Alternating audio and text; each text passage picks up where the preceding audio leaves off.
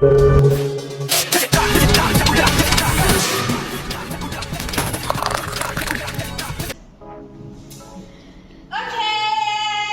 guys, kembali lagi dengan kami di acara Audit Talk dari kelompok 11. Nah, sebelumnya seperti biasa perkenalkan, nama saya Nabila Kumala Wisjayanti, perwakilan dari kelompok 11 juga. Untuk kali ini kita akan membahas kasus-kasus dengan tema perolehan dan pembayaran akun-akun lainnya selain akun utang. Karena kemarin kita sudah membahas tentang akun utang, kali ini kita akan membahas akun-akun lainnya terkait tentang perolehan dan pembayarannya. Nah, untuk seperti biasa akan ada tamu atau teman saya yang akan menemani. Beliau kemarin sudah datang di acara kita yang pertama. Kita akan undang lagi dan kita akan menanyakan tentang kasus-kasus ini. Kita sambut aja Mas Raffi. Gimana nih Mas kabarnya lagi? Kembali lagi nih ke acara kami nih. Ketemu lagi ya? Iya, ketemu lagi dengan saya. Bosan nggak Mas? Enggak dong. Karena kasus-kasus yang kita bahas sangat menarik nih Mas pasti. Iya pasti kan, karena kasusnya juga paling baru dan juga masih fresh lah. Fresh banget. Fresh banget. Ini sedikit-sedikit lempar ke jurang nih Mas. Nah Mas, untuk kasus yang pertama nih kita ada dari www.rakyatsulsel.fajar.go.id. Untuk kasus pertama yaitu tentang siasat culas tutupi tekor kas, yaitu kerugian kas negara. Nah untuk kasus yang kedua yaitu tentang hasil sepak bola, yaitu hasil audit sementara pembukuan keuangan PSSI ada yang tidak tercatat. Nah kita dapat peroleh informasi dari sepakbola.rmol.id. Nah bisa ditarik nggak Mas garis besarnya tentang dua kasus ini?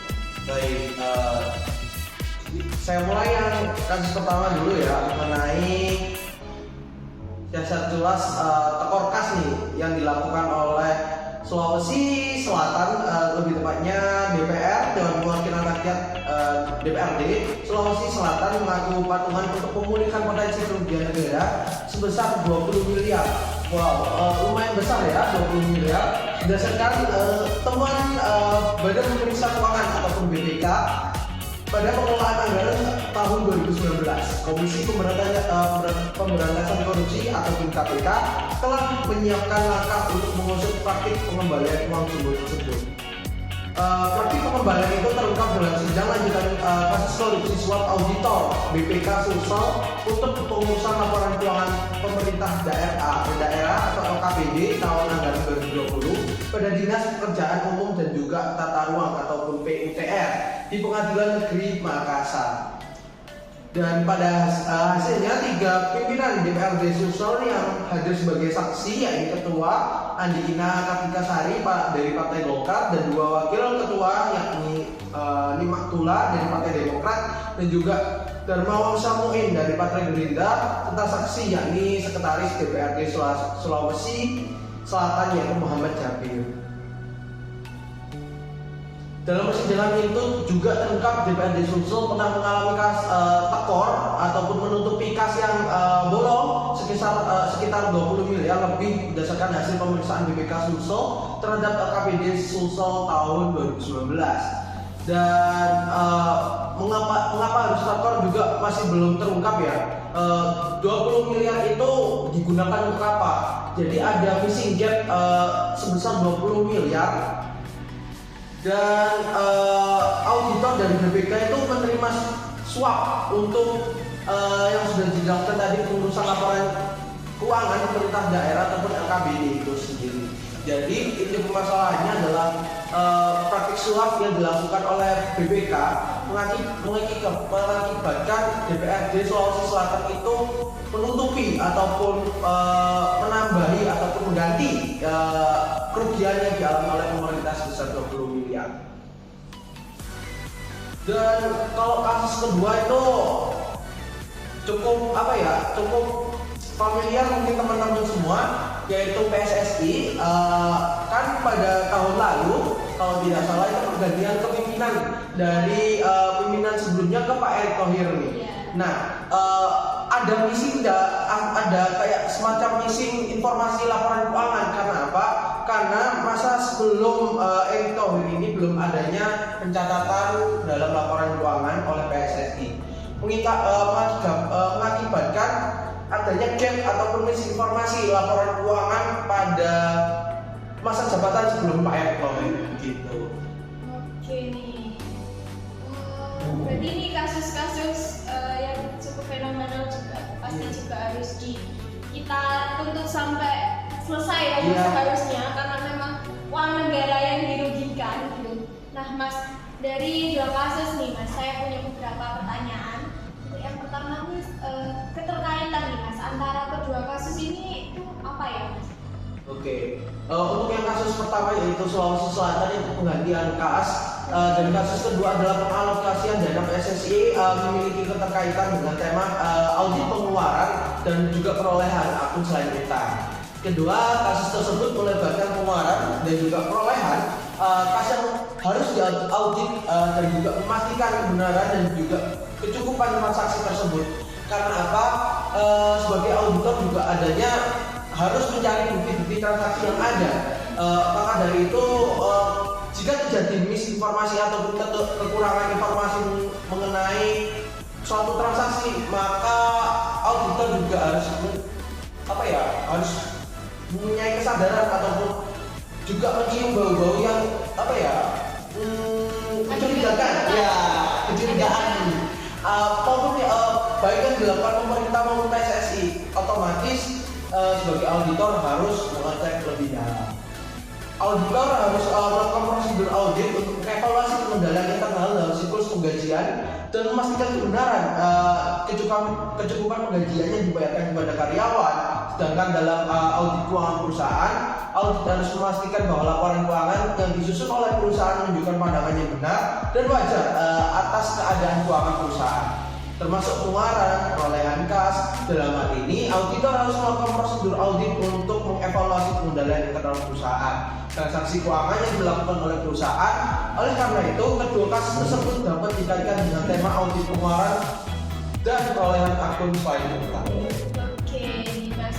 Itu tadi sudah dijelaskan ya bahwa kalau untuk yang PSSI itu tentang kesalahan atau kurang dicatat ataupun kesalahan miskomunikasi kedepannya ya Mas, karena tidak ada adanya pergantian antara pimpinan. Nah itu tadi Mas, dari PSSI kan ada kekurangan tidak dicatat untuk pembuatnya. Nah untuk yang siasat Sulsel tadi itu kasnya ya. Nah apa aja sih Mas akun-akun yang terkait, akun-akun lainnya Mas terkait perolehan selain akun yang ada di 2 kasus ini?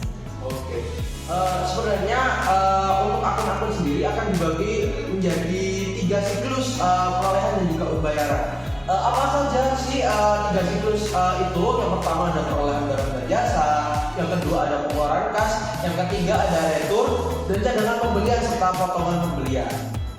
Dan akun-akunnya sering ditemukan dalam siklus ketiga siklus tersebut ada wajib bayar, kontrak yang masih harus dibayar, utang hipotek, utang obligasi, beban bunga harus dibayar, kas dan bank, modal saham biasa, saham preferen, kelebihan modal, modal yang disumbangkan, laba ditahan, dividen, dan akun modal perusahaan, perorangan maupun persekutuan. Tadi ya, jadi banyak banget seharusnya akun-akun yang memang rentan juga nih Mas itu disalahgunakan.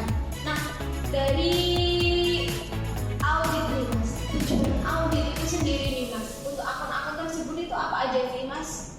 Oke, tujuan dari pemeriksaan auditor terhadap ekuitas pemilik adalah untuk menentukan struktur pengendalian internal terhadap modal saham maupun dividen yang berkaitan dan juga mencukupi. Biasanya untuk dividen itu akan disepakati dalam RUPS ataupun rapat umum pemegang saham bagi perusahaan-perusahaan yang sudah go public. Dan transaksi-transaksi yang kedua, transaksi-transaksi akun tersebut telah dicatat sesuai dengan 6 tujuan spesifik audit. Yang ketiga adalah saldo ekuitas pemilik telah disajikan dan diungkapkan sesuai dengan tujuan spesifik audit rincian saldo. Itu saja sih mengenai tujuan dari audit untuk akun-akun tersebut. Biasanya nih kalau untuk laporan keuangan nih Mas, untuk akun-akun terkait kan biasanya bisa dilihat dari catatan atas laporan keuangan ya. Iya. Nah itu juga pasti ada akun ini kurang apa, akun ini bagaimana pendapatannya atau perolehannya pasti ada di situ. Jadi di laporan audit catatan atas laporan keuangan itu pasti ada ya Mas ya. Iya. Dan juga auditor juga mengecek CALK-nya itu sebagai apa ya, disclosure ataupun pengungkapan perusahaan mengenai seluruh akun yang ada di laporan keuangan. Contoh saja kalau dividen itu berapa jumlah saham yang beredar dan berapa dividen yang harus dibayarkan kepada pemegang saham. Itu semuanya diungkapkan di CALK. Oke nih Mas. Nah untuk pertanyaan selanjutnya nih Mas. Nah prosedur analitis apa saja sih Mas yang harus dilakukan oleh auditor tentang kasus-kasus seperti ini Mas? Oke. Mengenai prosedur sendiri, kita kemarin pada pertemuannya saya juga membahas mengenai prosedur dan salah satunya ada prosedur analitis. Yang pertama adalah hitung kembali dan untuk kemungkinannya adalah salah saji. Yang kedua bandingkan dengan tahun lalu ataupun biasanya laporan keuangan itu ada namanya laporan keuangan konsolidasi. Nah, laporan keuangan konsolidasi adalah laporan keuangan yang menyertakan data tahun ini dan juga tahun lalu. Untuk apa? Untuk pembandingan saja, untuk pembandingan setiap akunnya apakah perbandingan antara akun tahun lalu dan juga tahun ini itu masih relevan dan tidak berbeda terlalu jauh, baik bertambah ataupun bertumbuh maupun pengurangan yang terlalu jauh, yang menyebabkan auditor itu harus menaruh kecurigaan lah untuk akun-akun tersebut yang memiliki perbedaan yang cukup signifikan. Oke, nah untuk pertanyaan terakhir nih Mas, metode perancangan nih yang digunakan untuk masalah atau kasus-kasus tersebut nih Mas. Oke, adapun metode perancangan sebagai berikut. Yang pertama, memahami pengendalian internal pada siklus perolehan dan juga pembayaran. Yang kedua, mengestimasi risiko pengendalian yang direncanakan pada siklus perolehan dan juga pembayaran. Yang ketiga, mengevaluasi gaya manfaat atas pengujian pengendalian. Yang terakhir adalah merancang pengujian pengendalian dan juga pengujian substantif atas transaksi perolehan dan pembayaran untuk memenuhi transaksi terkait prosedur audit bersampel unsur yang dipilih dan waktu gitu Mbak. Oh itu tadi ya. Nah itu tadi jawaban dari pertanyaan-pertanyaan saya yang dijawab oleh Mas Robi tentang tema-tema atau kasus-kasus yang kita bahas yang lagi tenar juga nih. Ini kasus yang lagi rame juga karena ada yang belum selesai ya tentunya. Ada yang belum selesai, belum diungkap dengan baik. Nah sebelum kita sudahi seperti biasa Mas, pasti ada pertanyaan terakhir yang saya kasih. Nah Mas, ini kan masalah tentang pemerintahan ya, tentang pemerintahan. Nah harapan Mas Robi nih untuk pemerintahan atau kasus-kasus seperti ini nih bagaimana ya Mas? Oke, tentunya PSSI maupun pemerintahan adalah menggunakan dana dari pemerintah juga. Seharusnya baik pemerintah maupun lembaga-lembaga di bawah naungan kepemerintahan itu seharusnya lebih transparan dan juga selalu mencatat seluruh pengeluaran maupun pemasukan yang ada. Karena kita juga belajar di audit sektor publik adanya namanya SKPD, LKPD dan juga lain-lain. Tentunya sudah dirancang mengenai mekanisme penerimaan, pembayaran dan juga maupun hutang. Nah, seharusnya jika sudah ada mengenai mekanisme maupun payung hukumnya yang sudah jelas, para lembaga pemerintahan maupun pemerintah itu sendiri sebaiknya menaati peraturan dan juga payung hukum yang ada sehingga masyarakat juga lebih percaya nih kepada pemerintah mengelola uangnya, karena bagaimanapun sumber penerimaan dari pemerintah itu dari rakyat, yaitu kan dari pajak, karena penerimaan dari pemerintah itu yang paling besar adalah dari pajak, otomatis dari masyarakat itu sendiri. Otomatis tanggung jawab pemerintah kepada masyarakat untuk mengungkapkan mengenai laporan keuangan baik penerimaan maupun pengeluaran. Cukup menarik close statement dari Mas Robi.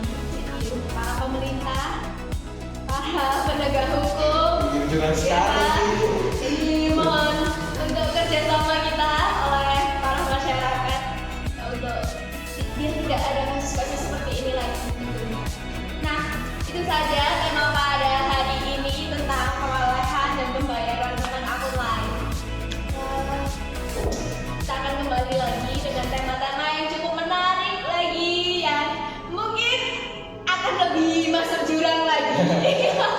Yang ini bikin jurang, besok masuk jurang. Lagi. Jadi kita akan tetap membahas dan mengulik tentang kasus-kasus yang sedang tenar pastinya. Tetap stay tune, jangan lupa untuk subscribe, like, dan komen tentunya. Dan sampai jumpa Sampai kembali jumpa.